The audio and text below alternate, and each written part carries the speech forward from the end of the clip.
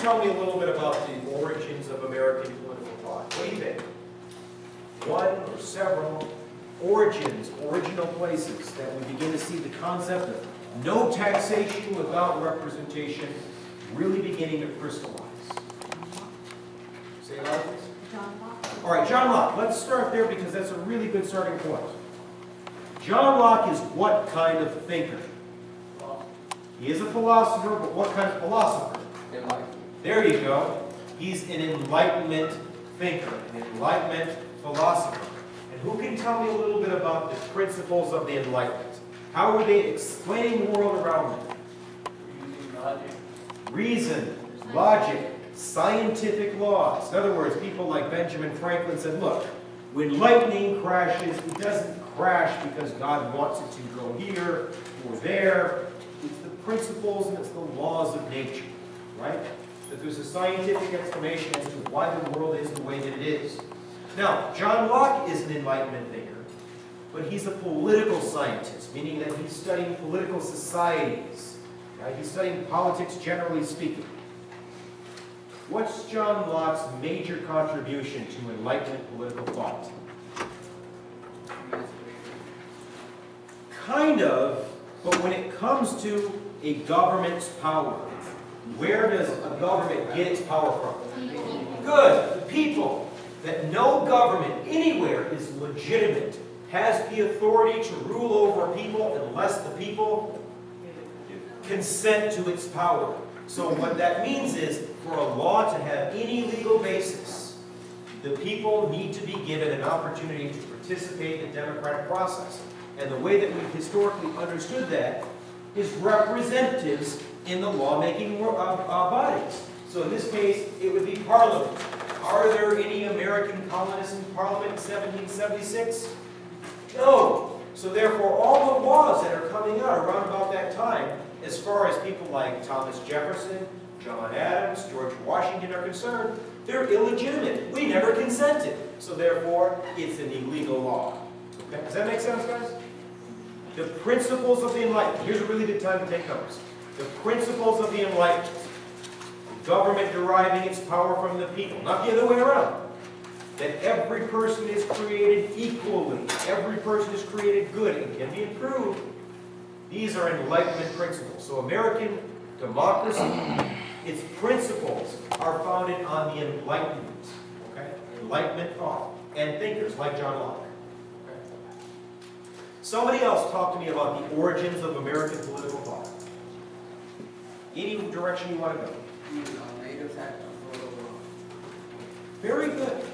That's an all too often overlooked aspect of American political thought. The fact that the indigenous people of the North American continent had various forms of democratic politics well before Europeans showed up. Examples. Wyandotte Constitution. And after all, it's an actual constitution. What did you guys say?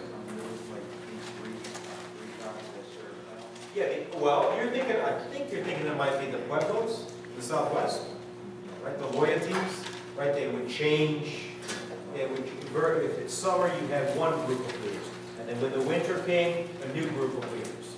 But if you wanted an Eastern Coast example of that, what you've got is the Iroquois League. Remember? That several Native American nations, all of whom spoke the Iroquois language, that are sharing power, right? So everybody's having a little bit of discretion, a little bit of autonomy in their day-to-day life. That's important because it's going to make a deep and profound impression on these European, mainly English settlers when they start to come over here in the early 1600s. Okay? So certainly Native American forms of democracy are important when it comes to the origins of American political thought. What else? Keep going. This is good. And if you're really smart, you're going to take these ideas and apply them to the essay for the midterm exam. So we've got Enlightenment thought, we've got Native American democracy. What else? The Great Awakening. All right, the Great Awakening. That's a new one today. What is it about the Great Awakening that you feel is important when it comes to American political thought? The core of the Great Awakening is pietism, right? What was the core belief of pietists?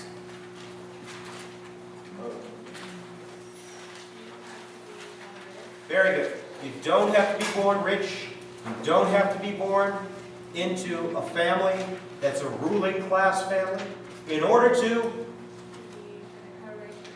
very good, to have a relationship, a direct connection to your Creator. Right? It's a democratic, small d form of democracy, considering things like the Puritan Church, the Catholic Church, emphasize order, structure, and most of all, authority. Right? So, first of all, one of the things that the Great Awakening does is it makes us a deeply, feverishly Protestant nation. And second of all, there's a democratic flair to all of it. Right? That you don't have to be born into the aristocracy in order to have an opinion on your Creator, a relationship with your Creator, right? It lends itself well to the idea of the people's rule. What else? Anything else? What did we have in Jamestown? What did we have in New England? What was there in Maryland? Later on in the Carolinas, in Pennsylvania? We really didn't see in New Spain. We really didn't see it in New France. Right? Certainly a lot of diversity, that's a good observation. And a lot of these people are coming from diverse origins, so they're all bringing their own particular orientations and biases with them. But what about authority? Did the king stand over the people in Jamestown and say, look, it must be done this way, and if not, I'm going to throw you in prison? Is that what was happening in Jamestown? What was happening in Jamestown, Maryland, New England? Very good. They're creating their own forms of self-representative government. That needs to be in your notes. Jamestown, free and independent lawmaking body. Later on, Maryland, right? Certainly the Massachusetts Bay Colony. What you've got are self-representative bodies that are making policy in the New World. And the British aren't standing over them and saying, no way, right? So what you've got is this inclination, very, very early on in American political history, of people within the colonies making their own decisions for themselves. Okay? Who's Roger Williams? You remember that guy? Roger Williams? Get a hint, Rhode Island. Ring a bell now? Very good. Another core principle of American democracy, the separation of church and state. Right? Remember, Roger Williams was a Puritan. He was a guy that wanted to purify the Anglican religion. And when he was brought over to the Massachusetts Bay Colony, he said, I don't really think it's a great idea that you're mixing politics with religion. You're mixing religion with politics.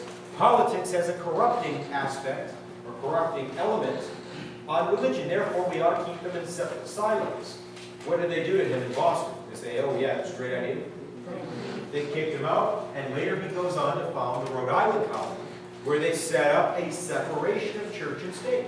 So Roger Williams, Rhode Island, separation of church and state.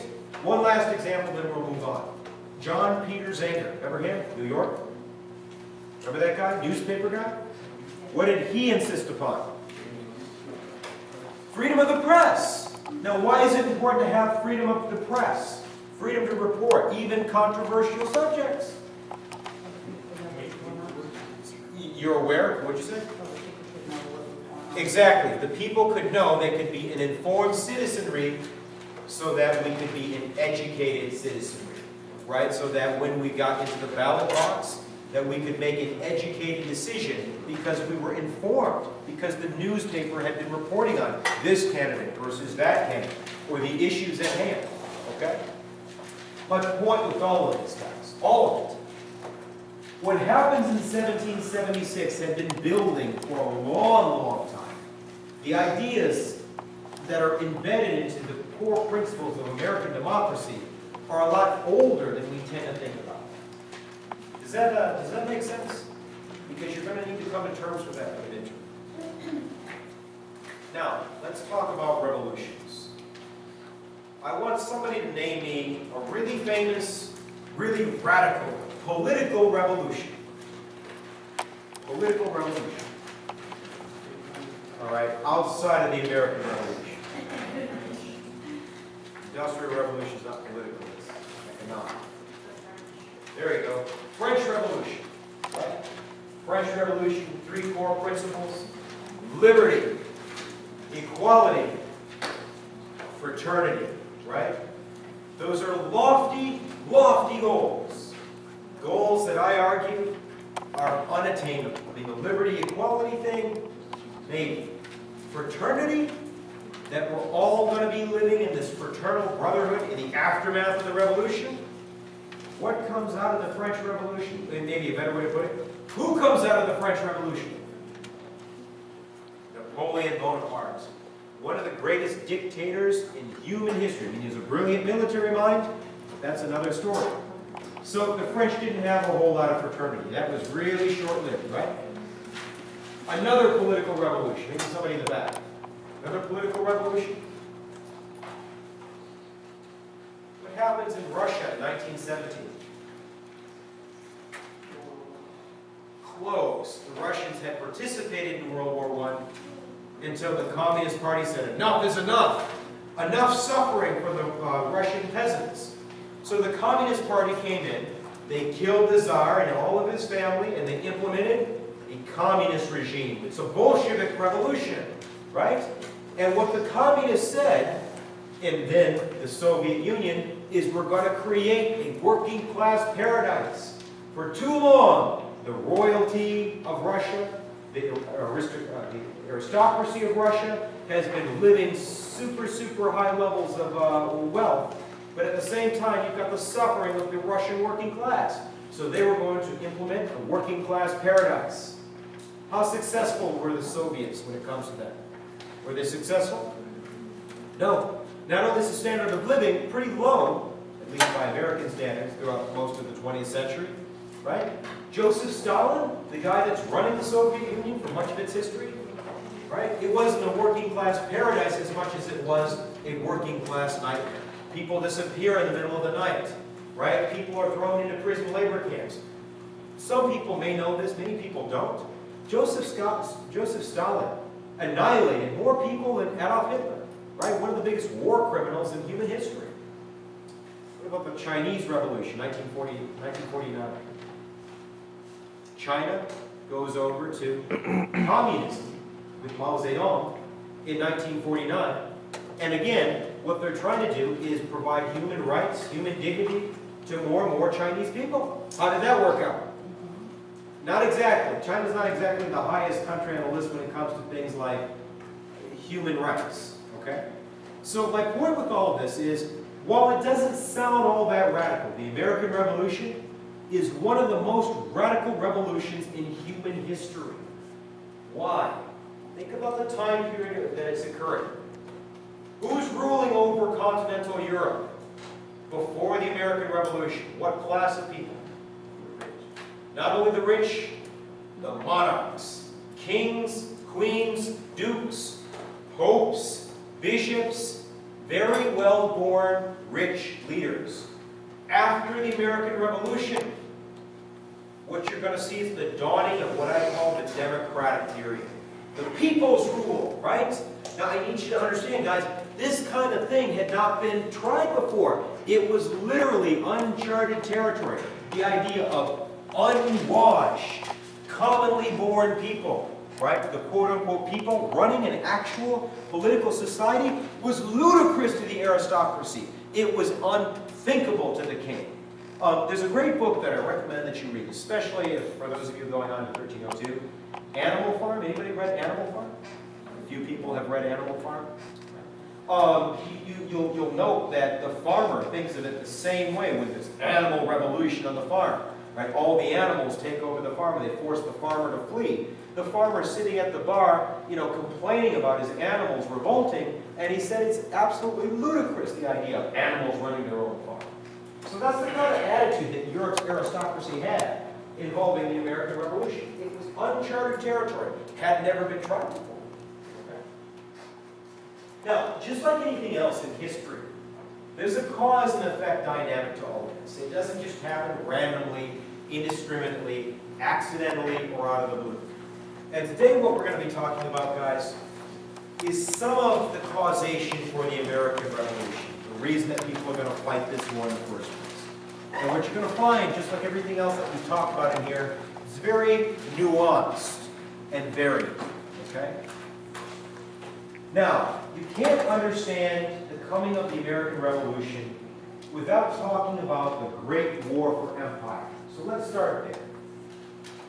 The Great War for Empire was a global struggle, and I want that you know, it is an international, global scale. It's a struggle between Great Britain and France for domination of the colonial system, okay? So what the French and the British are doing is they're duking it out in Africa, they're duking it out in Asia, duking it out in the Middle East, and of course, they're duking it out in North America for control over colonies. That's what each side wants. Each side wanted more colonies. And the bottom line was, they were looking at the other side's colonies with dollar signs in their eyes, so to speak. Okay? So this great war for empire happens on an international level. It's not just in North America, but you see it in North America as well. Now, the other thing that I want you to associate with the Great War for Empire, in the American context, is referred to as the French-Indian War. French-Indian War. That's the conflict here in the Americas. Now, who does it sound like is fighting? The French-Indian War? The French versus? Right, it sounds like the French are fighting the Indians. Actually, what it is the French and the Indians versus the British, right? Why? I'm not saying that the British didn't have their Native American allies, they definitely did. But the French had a lot more of them. Why did so many more Native Americans want the French to win? Well, they did treat them quite well, relatively speaking. But why else? Yeah, or at least the British relegated to the least amount of land humanly possible. Why? Why?